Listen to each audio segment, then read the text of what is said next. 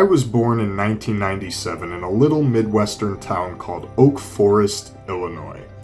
Oak Forest is largely shrouded with exactly that: long, vast, green forest preserves. My house stood on its own on a big hill to the western edge of town. Now, being an only child with a wildly overactive imagination, a very large portion of my time went towards renting VHS tapes from the local Hollywood Video and watching them at home. A common theme with many of my childhood classics was the era.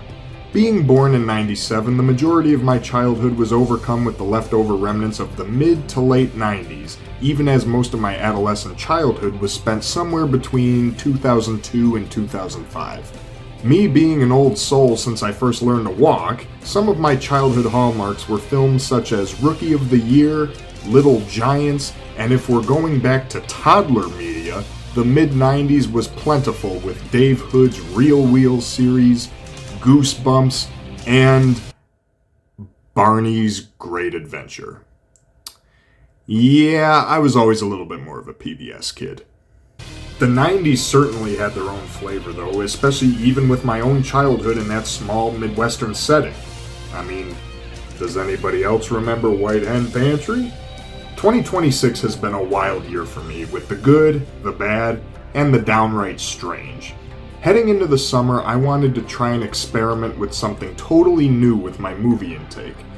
The aforementioned Little Giants and Rookie of the Year always brought such heartfelt memories, but then I wondered, why? Despite watching films that were much older, something unique resonated about the mid-90s films that felt different. So, I wanted to put this to the test. I took 10 mid-90s youth-centric family films that I have never before seen and decided to do a marathon of them. I wanted to make this my welcome to summer marathon by making it a revisitation of this warm era. It was meant to be a fluff piece of, introducing myself to some never experienced 90s nostalgia, but in the end, I wound up discovering a lot more about this brief snapshot of American culture history than I realized I would. There were 10 films that made up the marathon, and they were watched in this order: The Big Green, Wild America, Gold Diggers: The Secret of Bear Mountain, The Boys Club, The Babysitters Club, Fly Away Home, Richie Rich, A Kid in King Arthur's Court, The Cure, and we ended it with Now and Then. Now, starting with the surface level part of the marathon is simply that these films all transported me back to the pre-digital world, when we were all kids, having fun, playing in our yards, running around in the street until the night broke.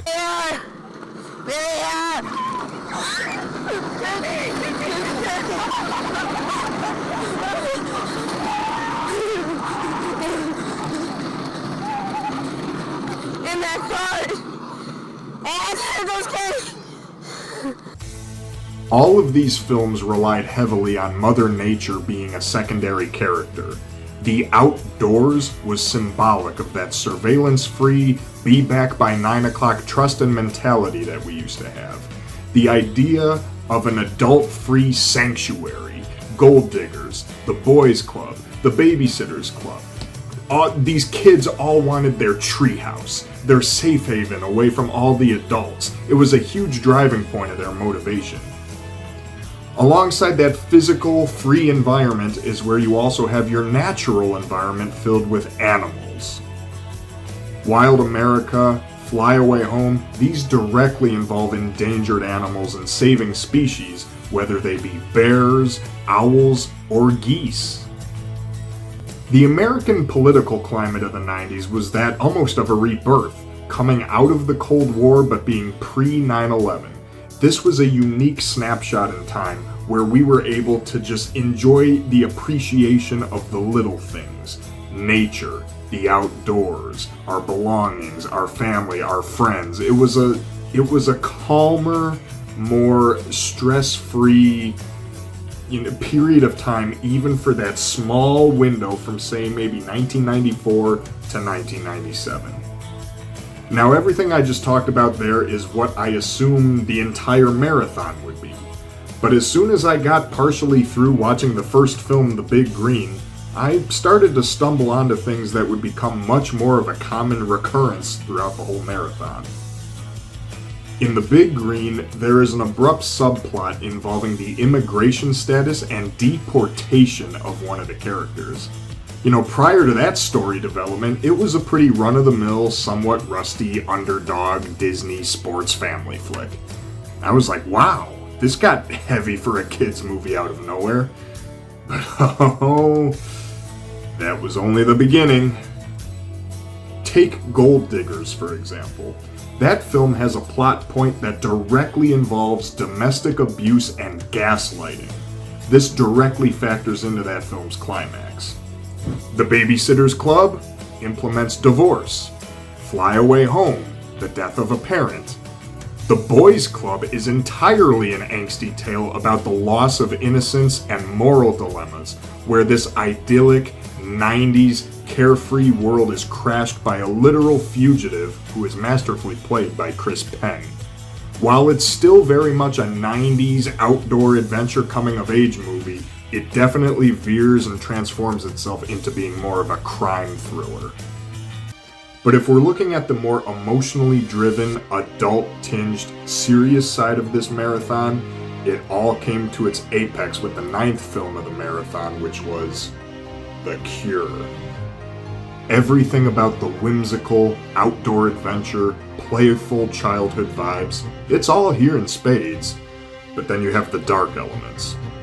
The drama, the sadness, the stakes. Those are also extremely prevalent here, more prominently than any of the other films.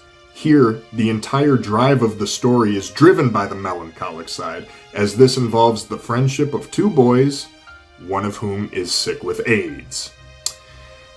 Yeah, that's a heavy plot. It deals with illness, mortality, existentialism, bigoted parents, the childhood happiness and adventure, and the dark stuff is joined at the hip through the entire runtime for the first time in this entire marathon. The film serves as the perfect culmination of everything these films had unintentionally been about and delivers all of it on a grand scale. I had a very strong emotional response to this film and have no problem saying it took the top spot. These films treated young audiences with maturity and respect, delivering powerful, dramatic, adult themes woven into these hopeful, fanciful stories. They didn't shy away from tackling emotion head on and building these real-world things that many children in the 90s probably dealt with in a serious, straightforward, but healthy dose, mostly within a hopeful banner. The final film watched of the marathon was Now and Then, which was very fitting. While it's definitely geared more towards a female audience, the premise of the movie is about a group of adults reflecting on and examining their childhood, which is almost exactly what I did with this marathon, sans the fact these were all first-time viewings.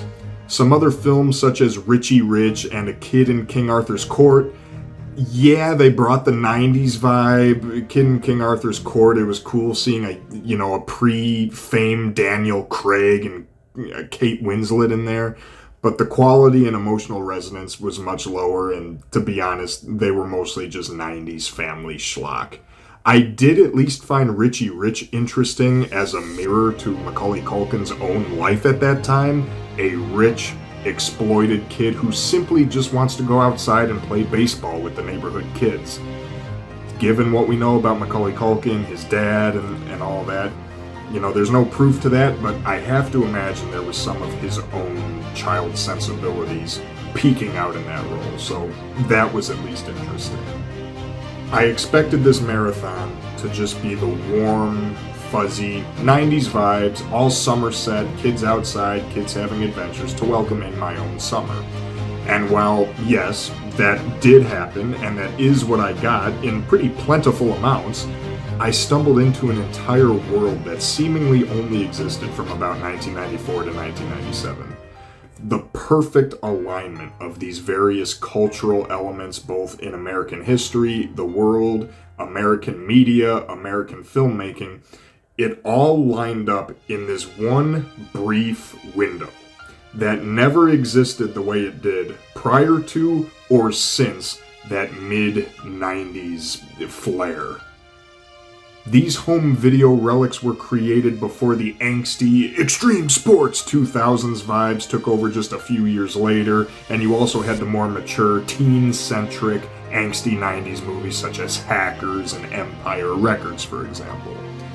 I'm fascinated. It's like there's a part of myself that never existed in the early 2000s that was watching these films. I grew up loving Rookie of the Year, Little Giants, The Sandlot, and here there's like a whole subculture that existed in this framework of history and time and American cultural significance that here at age 28 and 2026, I'm now uncovering for the first time.